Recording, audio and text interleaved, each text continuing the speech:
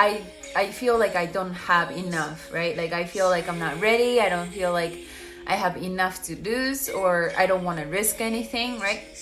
But in reality, there's no right time. Like there's gonna be always reason for you to not do something, right?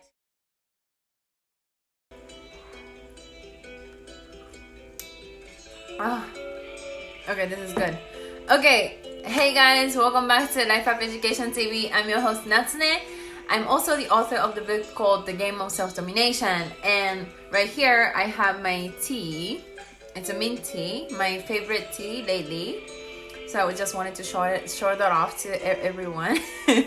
Anyway, so today it's gonna be another episode of ASK Natsune Show. Now we get that tea out of our way. Let's start. Okay, so what do I wanted to talk about today? I have, as usual, 5 sets of things that I picked.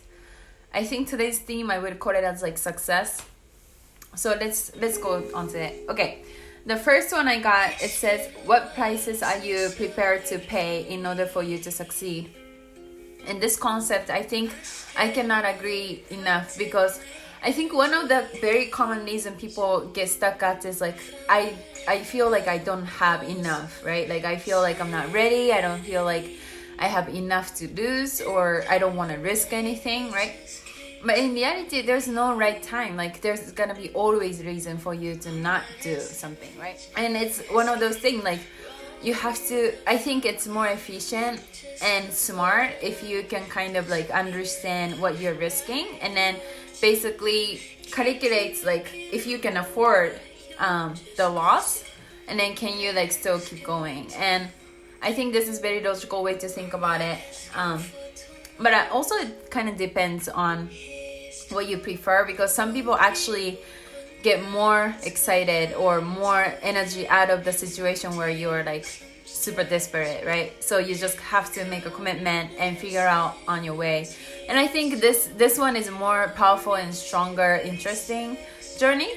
But I understand that not everyone works like that, right? So some people actually prefer to have some sort of like secure feeling, security putting aside, and you know, stuff like that. So it really depends on what works for you. But one thing I can say is like, you can never plan 100% for starting something. Like you would always have a risk if you start something, right? So that's basically what this is saying, is like, it's not about how much you have or how well prepared you feel. Like at some point you just have to make the call and be okay with the possible risk that you might have to sacrifice something. So yeah, that's what I wanted to say. Okay, the second one says, popularity is just that people like you. Influence is when they listen to you. I agree.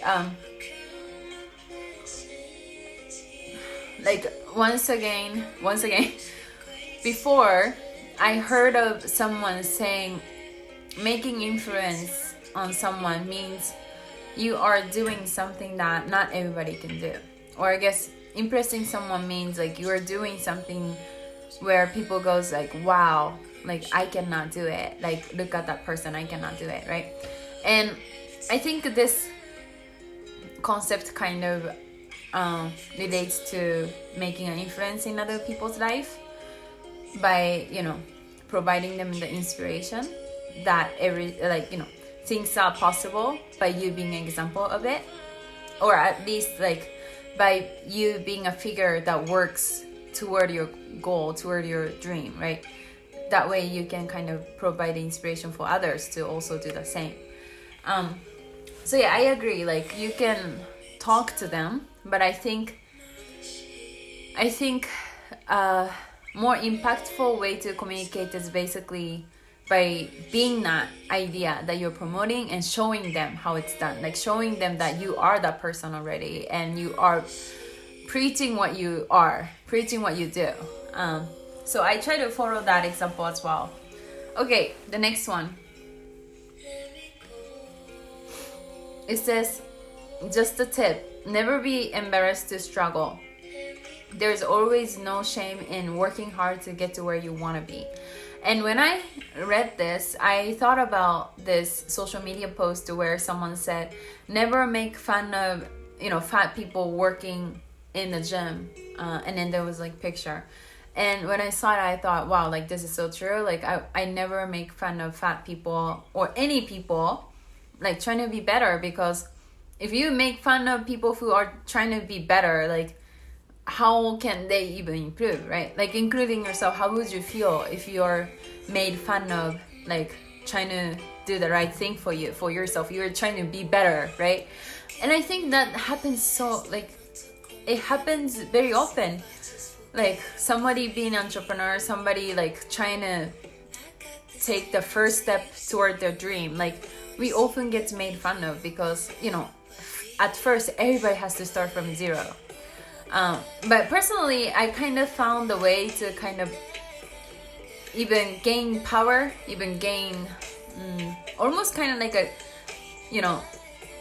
nobody believes in me, but I'm gonna keep going. I'm gonna have to keep going because I know that I'm gonna make it happen for me, right? Like, so in a weird way, I kind of find a way to like make that negative energy, even take that negative energy as like my fuel.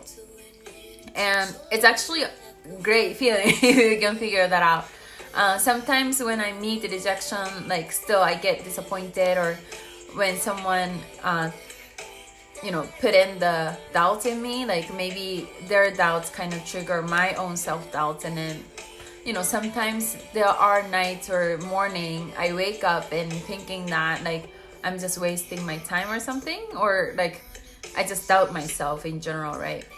But in the end of the day, like next thing I think about is like, but wait, like my life don't mean much in a broader time frame. Like in 2 generations later from me, they're not gonna even know who I am or what I've achieved or what I did, right? So the best I can do is just try to live up to the best version of me and just be the happiest person that I could be. And when I think about it, I feel like all my worries kind of drop, and then I regain the courage to just keep going with my intuition and just pursue what I think I want to do. Okay, the next one, it goes, the more you discipline yourself, the less you will be disciplined by others. Character provides the power with which a person may ride the emergencies of life instead of being overwhelmed by them. So the second part I didn't get exactly, but this is true. Basically, it's saying that if you don't decide for you, everyone else gonna try to decide for your life, right? Like try to decide what your life is about. And this is something I mentioned before too. Like if you can't decide what you want, what you deserve, everyone else will tell you what it is. And it's not because they suck. Like it's not because of that. It's just that we need to define your role. And if you don't demand, if you don't have that clear, like other people, what do? Like they just have to give that to you, right? Like it's just more functional. So it's not like they have to force it on you. Maybe some cases they do, but I think it's more about you not knowing. It just gives people more space for them to come into your life and just kind of try to help you, right? And then what happens if these people who come in to try to help actually mislead you and give you the wrong instruction or direction? Because it is possible. It is highly possible. And I think a lot of people struggle with that because they don't know who they are. And they even hallucinate or illusion that everyone else knows them better than they do themselves, right? But that would never be true. Like, for example, my mom, like the closest person ever alive in this earth to me, I still think she doesn't know everything about me. And same thing for you. Like, you know yourself the best, and no one else does as well as you do. So you gotta decide that for yourself. And to me personally, I even have that urge, like gain that urge of like, I don't want to give away this privilege to someone else. Like I feel like I want to be in control of that. If I have to take responsibility of my life, of my happiness, at least I need to like be in control. I need to decide what I'm gonna do. So I want you to have the same kind of urge, hopefully. Okay, the next one. Be dependable. Be willing to assume responsibilities. Be on hand always. Be loyal. Be willing to help others get ahead. And you will be practically sure to become financially independent. This is interesting.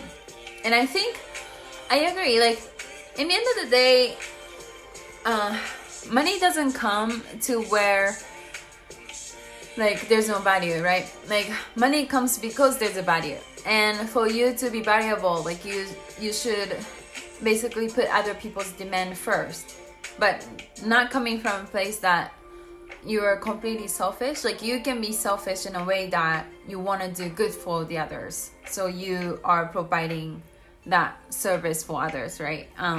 So bottom line is, like, you should you should never be at the scarcity mindset when it comes to your self-love, your self-worth. Like, you can't give that away if you don't have enough.